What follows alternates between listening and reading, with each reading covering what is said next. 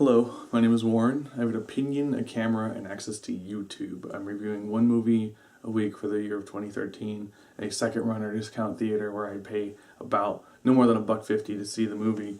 And the overall goal of this is to kind of bridge the gap of whether or not the movie should be seen just on its own merits, regardless of price, regardless of where. Do you like the actor, the director, the genre, or the industry itself? Is this an important movie for you to see? And this week I saw Lincoln, the most, I'm calling it the most interesting movie about the most, crucial point of our nation's time and the most boring thing I've ever seen. Okay, it wasn't Les Miserables bad. Les Miserables was boring and bad. Lincoln is quite the opposite. Lincoln is really, really good, but so boring. I didn't do too well in history. I love kind of fabricated and exaggerated and glorified and satirized, stories, and history doesn't really hold my interest too well. I understand how important it is, but it's not, it just doesn't interest me.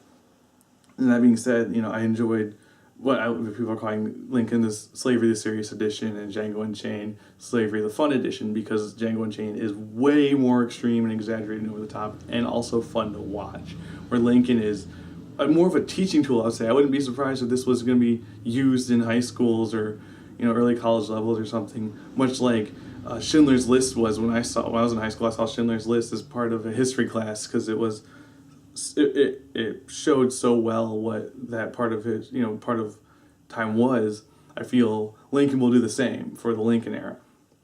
And there's so much great talent. It's done by Steven Spielberg, Daniel Day-Lewis is in there, Tommy Lee Jones, and 10 people you'll recognize from other movies. Gale from Breaking Bad is in here. Rorschach and Freddy Krueger, that guy, he's in there. There's this lady who, she stars a lot of Tommy Lee Jones movies, I can't remember her name. She's in there. Dude from Oh Brother, Where Art Thou is in there. There's just so many faces. You're like, oh, that's great. Joseph Gordon-Levitt is in the movie. And they do everything so well. They're playing real people, which is something I have to remind myself the whole time. Like I say, I go to movies to be entertained and distracted and have a good time outside of, the reality and into someone else's imagination. So when I'm watching this, I'm like, these are real people. This has really happened.